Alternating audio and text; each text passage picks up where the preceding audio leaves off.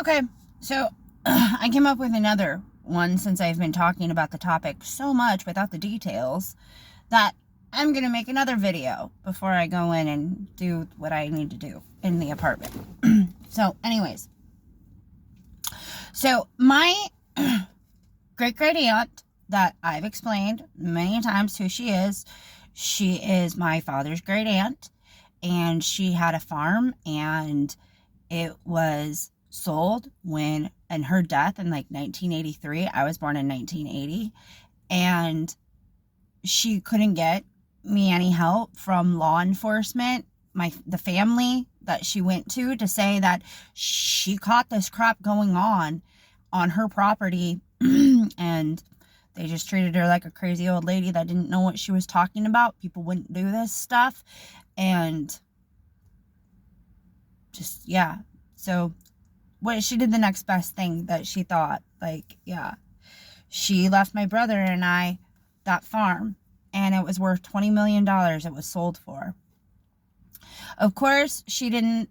I'm going to call her Auntie Diarrhea, even though you understand on Facebook, her name is completely doxed. And my cousins, their names are Puke and Vomit, not Puke and Diarrhea. She's their mother, Auntie Diarrhea, and her kids are Puke and Vomit. They just are.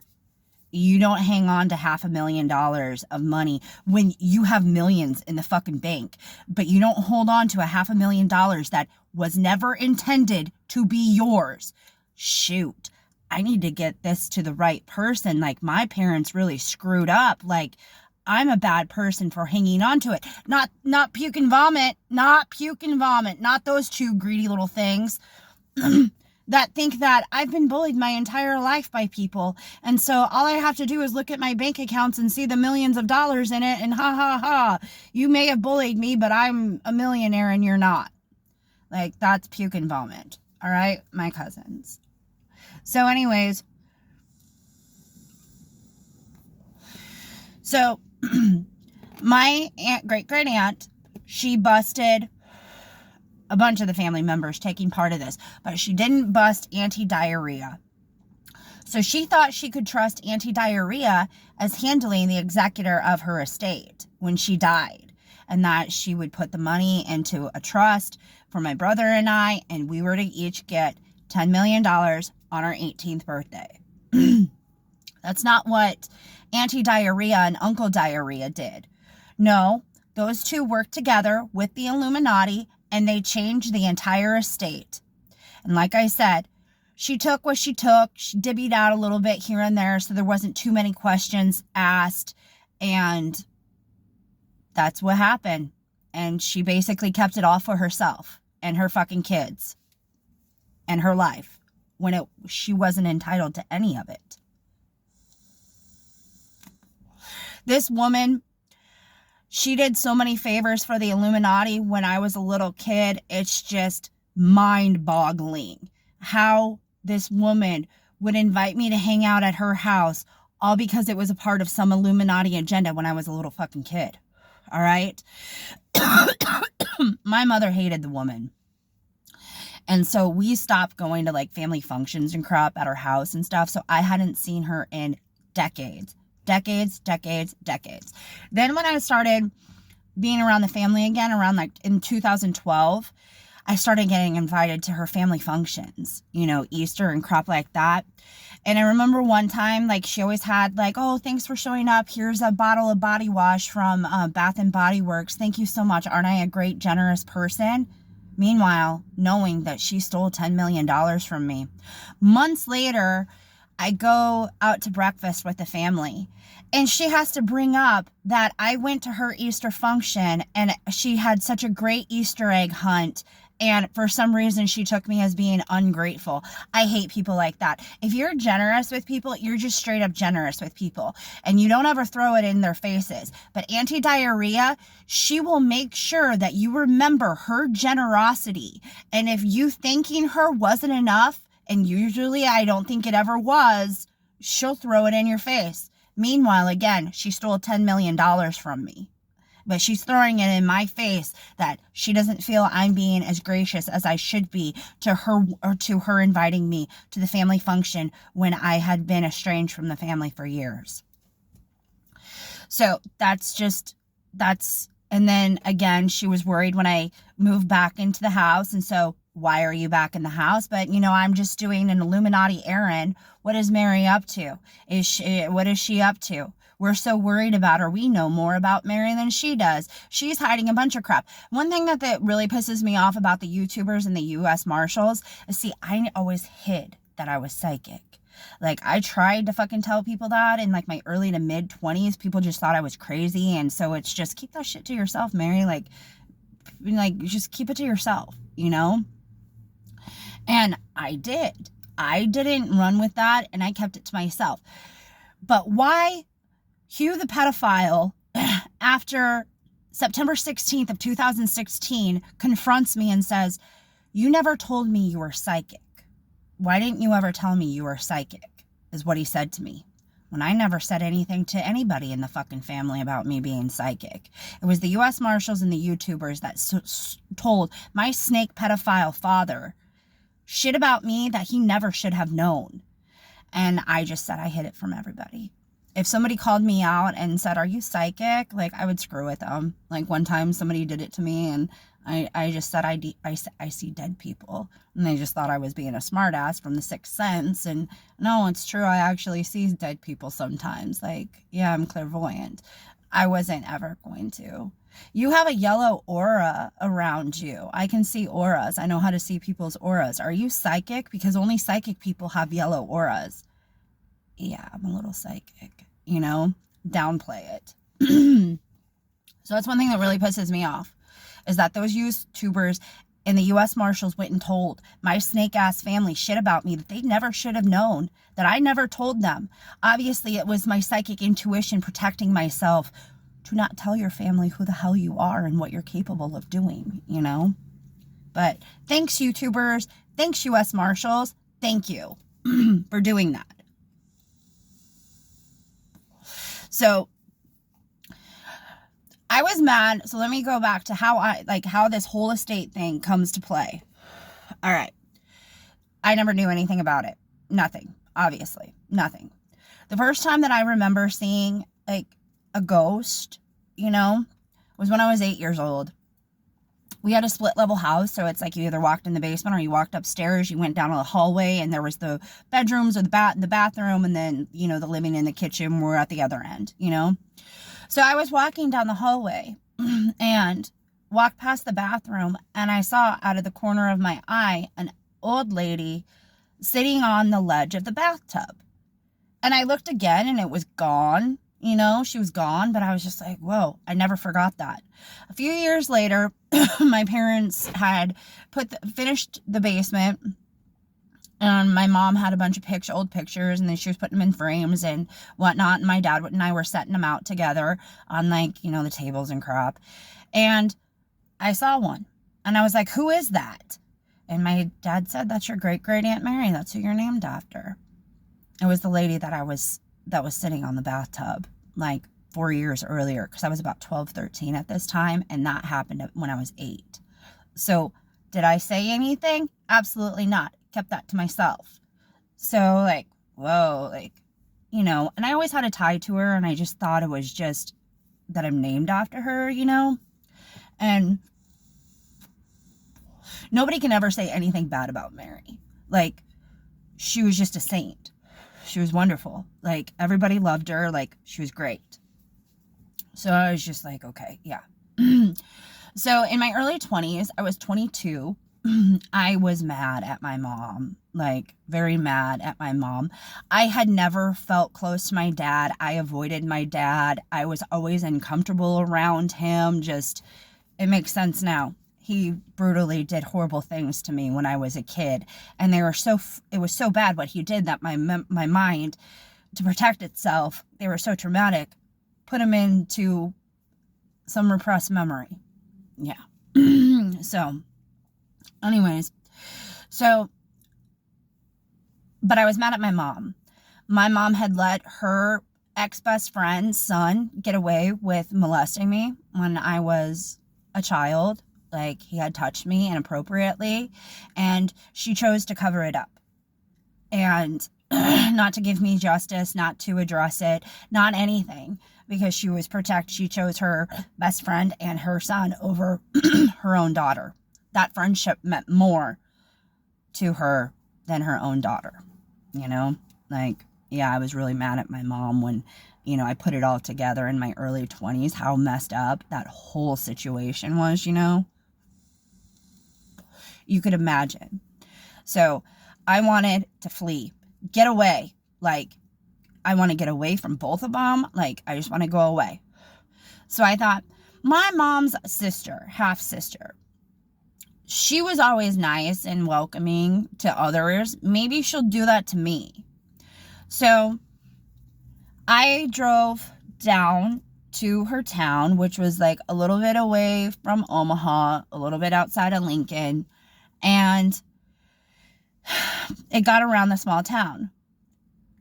Her niece was like in town looking for her, trying to find out where they're living now, this and that small town. It got back to her. She called me, "What are you up to?"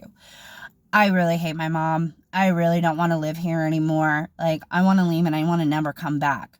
Come down to the house. Come down and see me. Here's the address. I left with my dog thinking I was never coming back, ever, ever, ever, that this was the end and I didn't ever want to look at those people ever again. Like, just no. So I go down there thinking that. And she gets off work. She sits me at her kitchen table and she tells me all of these allegations about my father going after kids and who he went after and all this crap, and says, you need to go home and deal with it. How am I supposed to deal with my grown ass father and these allegations? What am I supposed to do about it?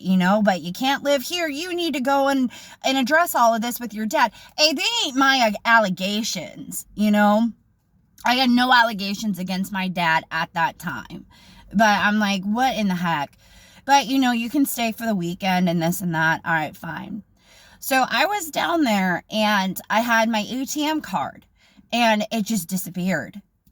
Like, I lost my bank card. Where the heck is it? Looked everywhere. Couldn't find it. I'll order a new one. It's fine. So I go back home and a week or two later, whatever, I'm down in the laundry room doing laundry and my intuition hits me. Look at Mary's estate file, because we had a file cabinet in the basement that had Mary's estate, all of the paperwork to it. And I go and I open the cabinet drawer, and on top of Mary's estate file is sitting my ATM card. I had no idea what to think of it. Like, no idea, wasn't putting it together. And even if I had put it together, what was I to do, But Mary had taken my ATM card and she had put it in her estate file. So maybe I would put it together. You want away from these people? I wanted you away from those people a long time ago. And somebody stopped that from happening. You have money that would get you away from these people, but it was stolen. That's what Mary was trying to tell me. I didn't know. I was 22, so this was like 2002 when this happened. So then, okay, so I go on with my life. A bunch of stuff happens. I'm always targeted in the city. I'm always, they're always doing something to keep an eye on me. Like, and I had no idea until I got set up by the U.S. Marshals and the YouTubers that I had been gang stalked in this city for decades. And I just didn't know it. My employment was controlled. They allowed me to work wherever. And if they wanted a boss at that place to be a complete jerk to me, that was even better. It was like that for me in Omaha. Like, I hate this town. I will always hate Omaha, Nebraska. Always. And they don't want to accept that. They want to cruise over everything that they have ever done to me for the 44 years that I have lived in this town and their role in it, and then act like it's nothing. Like, you shouldn't be so upset. When everybody else that thinks normally and it isn't insane and isn't inbred They're like, that's the most screwed up life I could have ever imagined anybody to ever have in a town. That you had the Italian Illuminati targeting you, stalking you, taking pictures of you, setting you up for different scenarios all through your life. And you had no clue. Until the YouTubers and the U.S. Marshals wanted to bring it, like, actually hardcore, obvious gang stalk me on the streets. Just, oh, it was awful. All of them are getting a civil suit. Every single one of them. I keep saying, if I have to live on this planet, if I'm not allowed to leave, I'm filing law. I'm slapping civil suits. Just about everybody. Everybody that ever had a role in this. Oh, Daniel Honda, your workers down there. Yeah, it's going to catch up to them. Every single one of them.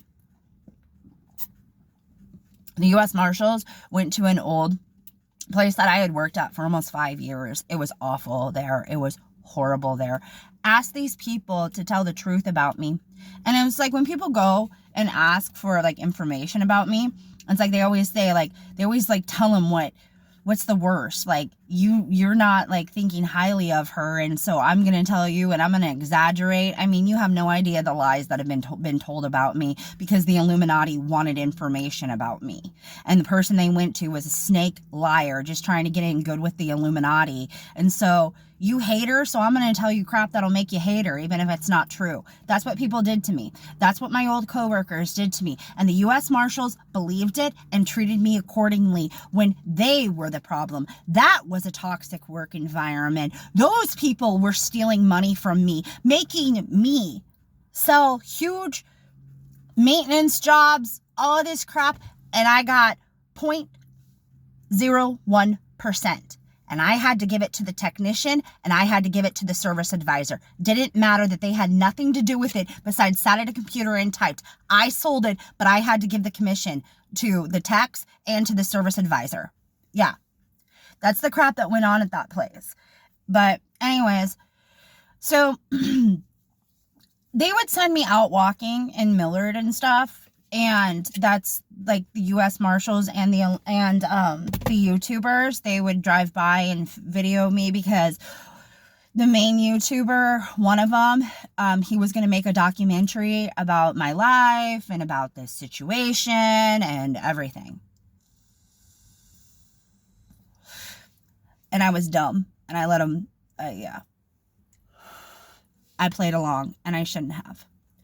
So I got good at evading, really good at evading. I showed them that I am a champion hide and seek player, that I will hide and you will not find me until I want you to find me. I did that to them. I would leave. I would jump the back fence and go through the backyard, because they were watching the front of the house, not the back of the house. So I would go jump fences and end up on the other side of the house that they weren't even, like, the other street that they weren't even watching. I would do crap like that. And this one night, I made it all the way to this apartment building that I was hanging out at. And these two people, they knew who the YouTubers were, because they went and talked to at least one of them. And the other one knew, because he said, oh my gosh, these YouTubers showed up and were talking to me, the neighbor across the street. So they do, one of the things that the gang stalkers do is they do noise harassment. And boy, like, wow, all of the Challengers, the Dodge Challengers that your tax dollars paid for, that the U.S. Marshals drove around just gunning them, just, And I made it to this apartment building. And obviously, like, they figured out I was there, because they were watching that, thinking that that's where she's gonna go. And yeah, that's where I was gonna go, but I took a back road, like, back ways to it that you weren't watching, you know? So they were pissed off. They were sitting out in the parking lot, gunning the engines to all of these muscle cars that your tax dollars paid, because they felt the need to set me up and gang stalk me. The U.S. Marshals keep paying your federal taxes and not saying anything about government corruption and what they're doing with your money. Yeah. When we all like to drive around in a Dodge Challenger, you know? But no, it was just, we bought tons of them so we could harass her because it's a loud exhaust, because we wanted to show her what gang stalking is, and we're putting as far as I'm concerned, the hardcore gang stalking and all of their tactics, the U.S. Marshals tried it on me and saw what it did to me. So then every single one of you targets, you got the same treatment, because yeah, it works so well what we did to her. I was probably one of the first to be gang stalked the way that we are. Like, not to, like, say I deserve a medal or an award or whatever, but I'm just saying. The U.S. Marshals and the YouTubers tried a bunch of gang stalking tactics on me. And then from the stories that I've heard online on when other people's gang stalking like that started, it was after mine within like 6 months. So, just so you know, they experimented on me, and then they went and put it on all of you that are targeted and gang stalked. Like, I've seen the timelines on when your stuff actually started and when mine started. And it wasn't too long after mine, but 2016 was probably a really big year for when you can say that's when I was started being gang stalked, right? 2016, 2017, I've heard that's the year where everybody started noticing it. So, all right. So he comes out in the hallway. He's like, whoa. You have them pissed off tonight. What did you do? And I just started laughing. I ran away and I hid from him. And so he's like, well, come in. He's not home yet. He's out doing this and that. But here, you can come in and you don't have to wait in the hallway for him. You can come and wait in my apartment. All right, cool. So little did I know that the YouTubers were channeling with this guy, and that they were feeding him information to say to me. So I'm just like, and this one YouTuber, and I'm not getting into it, but yeah, we aren't like normal people. Like, yeah. But he was draining me of my energy. And so I was like, just laying on the floor, like, oh my gosh, like, I feel like I'm drained. I have no energy. But he started asking me questions, and he's like, what do you know about the estate? And I was like, my great-great-aunt's estate? He goes, yeah, what do you know about it? And I go, I don't know. I was like, I don't have anything to do with it. Like, you know? And he goes, you know that they changed the estate, right? I go, really? They changed Mary's estate. And I didn't think that it was such a big deal. Like, why would Mary have left me anything? You know what I mean? Like, I didn't think. But the U.S. Marshals and the YouTubers fed this through channeling to that guy, and he brought it up to me. Now, if I could find that guy, I don't know if I could ever find him in Omaha, because the last I knew, he was cleaning a bathroom and he was mixing chemicals, and it made him pass out and hit his head, and he got a brain injury from it. And so I don't know if he ever recovered, but not to laugh, but that's the last I heard about that man and what happened to him. I never brought it up to any of them. Like, never kept running with it that the estate was changed. Like, it's like I forgot about it. It's like I put it in a compartment because my mind is compartmentalized, because the criminally insane agency, as I call them, they compartmentalized my mind. So it's easy for me to lose information, but it's there. It's just stuck in a compartment, and I gotta find it. Once I open the compartment door, you're screwed, because I remember every single little freaking detail that you missed or you don't even remember. But that's how good my compartmentalized memory is. It's just the problem that the compartment doors get lost. So, anyways, so I never brought it up. The YouTubers, the U.S. Marshals, never brought it up to me after that. Ever. This is like October of 2016, okay? A few weeks into this. So, I've just let it go. I've never brought it up. I never asked for information. I'm a medium. Mary tells me, she's told me, like, I was mad at Mary for a long time. Like, Mary, why didn't you go to the cops? Like, why didn't you go to the cops? Why didn't you try to tell the cops what you busted them doing? And she said, I did. You know, why didn't you go to my mom? Why didn't you go to my mom and tell them what they were doing? I did. Like, you know, like that. So, all right. So last November, you know, Aunt Diarrhea, she's just eating at me. I'm not letting this go. I'm owed $10 million. And that woman, all the crap she has done, no. So I start putting it, I was like, you guys like ghost stories? You want me to tell you a ghost story? So I wrote it out. Like, this is the story with the estate. And I go out to walk the dog right after that.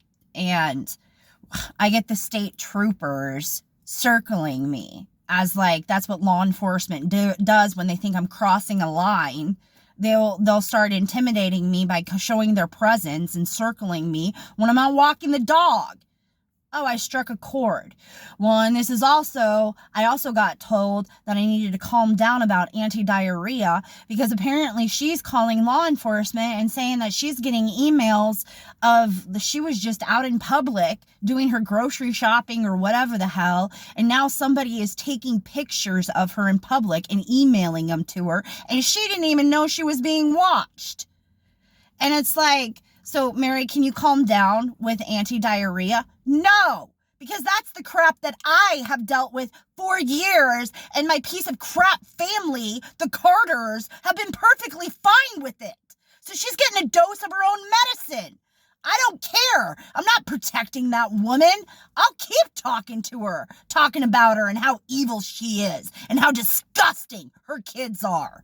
You know, I'll do it. I'm not scared of you guys. I don't owe her anything. She owes me. So that was like the state troopers trying to tell me to back off of her because she's one of our loyal own. So you're doing her wrong. So we're going to try to intimidate you to get you to shut up. That was I ain't shutting up about this. If this has you guys all upset and in your panties in a bunch that you're sending the state troopers out to try to intimidate me tonight, oh no, I ain't dropping this at all. So for weeks, that was all I did on my Facebook wall. It was called Anti-Diarrhea Out, and got the whole and then my angels told me, they're like, she made her and Uncle Diarrhea. They made an account for puke and vomit when they were kids with your and Matt's money, and put $250,000 in an interest accruing account that they got when they were 18.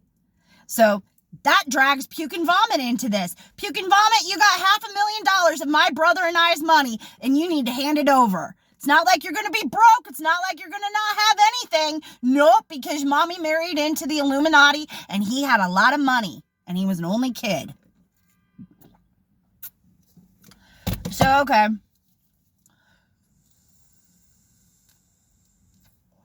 So, I didn't let it go. So, Max, my person, well, yeah, Max, he's been running, Max and I have been together for over 5 years. We have never been allowed to be with each other. Max has been running from the Illuminati for decades. I've been running from them, and I just didn't know it. I didn't know that I had the Illuminati after me. They get very mad when they ask you to initiate in and you say no. When you reject them, they will destroy your life. They will do whatever they can. And they did that to Max. You people know Max as Banksy, the graffiti artist. So that's who my Max is, for those that don't know. But Max has been, and when I came across Max in 2019, he was in hiding because the Illuminati had put a hit out on him. And it was over a debt that, with bad art deals, that he got taken advantage of, that they made sure he would get into debt with them over art deals.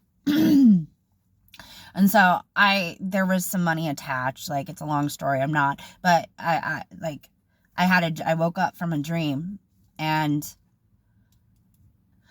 I woke up from a dream that Max was sleeping. So he wasn't with me when I woke up, but my angels were, and they knew I had woken up from something. I was panicked when I woke up. What happened? Did you have a dream? Yeah, I had a dream. What was your dream about? I had a dream that people were after Max for a lot of money, and if they didn't get the money out of him, they were going to end him. And don't forget that. When Max wakes up, you ask Max about that. Okay. Hey, Max, I had this dream that people are after you for money, and if you didn't pay it, then they were going to, end you. Yeah, that's why I've been in hiding. It was over bad art deals. Like, I was taken advantage of. I was lied to. All right, well, how much is it? And there's that one account that apparently is being kept from me. I don't know. Like, can we get it paid out of that so these people leave you alone and, like, the hit's called off? Like, please? That's what we did. So, all right, so back to recent. I haven't let this go since last December. So, Max, somebody emailed Max the original estate before it was changed. Everything that I had ever said about the allegations about Hugh and his family, it was all written right there. Mary wrote it out. This is what I witnessed. This is what I saw. This is what I caught them doing. So, everything you had ever said, it's written right here in Mary's handwriting. So when it got around that Max has the estate, like, it's not a secret anymore that money was actually, somebody in the Omaha Illuminati had a copy of the estate, knew Max's email address, and sent it to him. So what the Omaha Illuminati do at that point? They sat anti-diarrhea down and said, you need to hand over $20 million because it doesn't belong to you. What did the Omaha Illuminati do? Stole it. They will not give it to me. They hold it over my head. They are upset that I don't want any association with them, that I do not want to live in Omaha. They're afraid that I will go find some attorney that does respect their law license to start slapping lawsuits on the state of Nebraska, the city of Omaha. That Honda dealership that I worked at, Iowa Western Community College, the U.S. Marshals, the CIA, all of them. Civil suits for every single YouTuber, for every single little gang stalker that they came up with in this city that I can say, you gang stalked me. You helped destroy my life. They don't want me to do that. They don't want me to, I don't want to live here, but yet they won't just let me leave. Erase me off the internet. Like, keep running like cowards. There's nothing, like, go, you know? It's just a mess. But that is how my aunt, Diarrhea, and Uncle Diarrhea stole $20 million, and now it's sitting in the Omaha Illuminati's pockets. And they're treating it is their money, and they get to say how I spend it. They ask, what would you do if we gave you the estate? It's none of your freaking business. It's my money. It's not yours. Do I ask what you're doing with your money? No. And they want me to like them, and they want me to respect them, and they want me to hang out with them. No, because you guys will control me. You guys will give me access to it. Oh, no, we're freezing your account because we don't like the way you're acting. You're not giving us enough. So you don't have access to the account anymore until. They would do that. This is our country. It is ran by the Illuminati, a satanic cult. So, there you go. That's how I got a $20 million estate that I'm entitled to half of it stolen from me. And again, this is going on YouTube, so I kind of have to watch because there's terms of service and crap. But you want the names of these people? You go to the Mary Bunton Facebook wall. You think that Puke and Vomit's names aren't on there? Nope, they're on there. You don't think that Auntie Diarrhea's name is on there? Oh, it's on there. Uncle Diarrhea, he's dead. Stomach cancer. But, yeah. Name's hyphenated. There you go.